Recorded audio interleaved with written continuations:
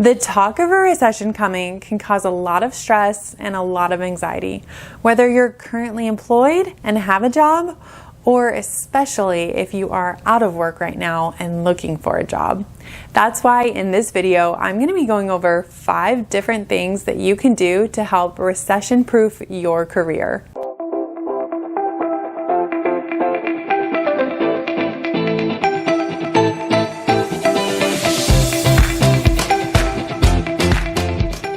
I'm Renee, the career coach, and I have been a recruiter for several years, and now I'm sharing tips with you to help you get hired and to help you have an overall successful career. If you like content like this, consider subscribing. The first thing that you can do to help recession-proof your career is do a self-assessment of your skills and look into acquiring new skills that will really help you become more valuable to your current career, your current industry, your current job that you have. Analyze the skills that are the most important. Maybe you're a social media manager and you've never really had to work in Photoshop before.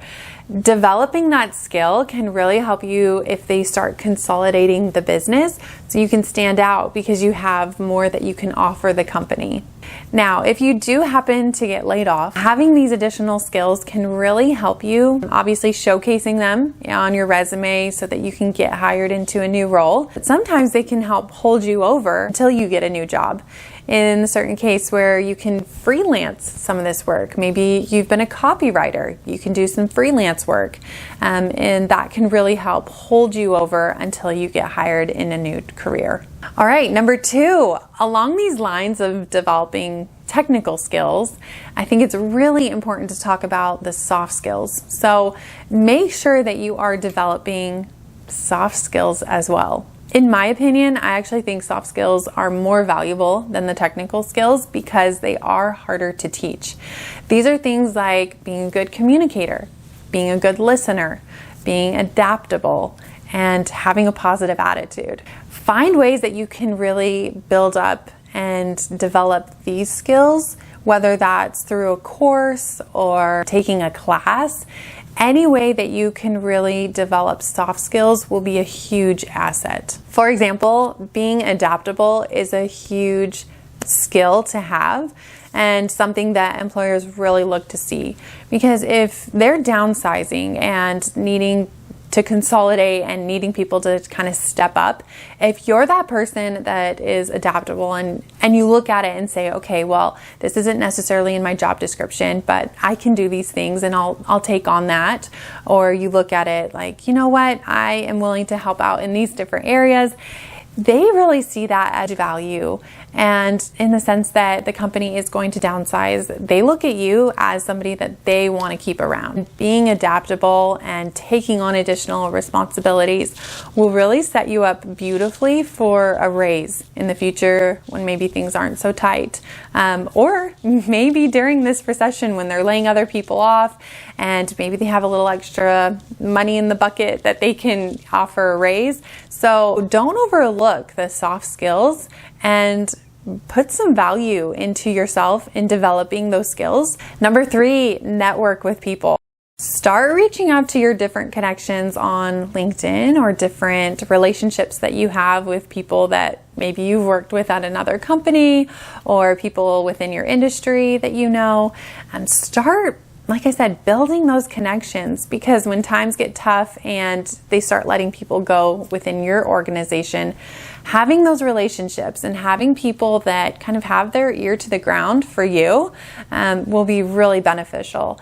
That way, if they maybe know of an opening or their cousin is hiring, whatever the situation is, they can say, oh, actually, I know somebody that does these things and I think they're looking for a job right now. Boom. Beautiful connections made, and that's the beauty of networking, really, is finding people that know somebody and having those relationships that can kind of help you out in times of need. In line with number 3 is number 4, and that is network with people in your own company.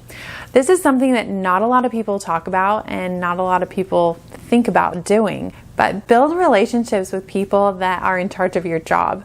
such as stakeholders, your manager, your boss's boss, people that are in higher level positions, and talk to them. Try and build out what the company needs and be that person in their mind that is going to make a difference. That way, when push comes to shove, when they are starting to downsize or consolidate, you're in the back of their mind as, oh yeah, I had conversations with this person. I have a relationship with this person, and I know that there's somebody that works hard and gets things done. Leaving that kind of impression will really set you up for success and give you kind of a cushion in times of a recession. And number 5, make sure that your LinkedIn and your resume are ready to go.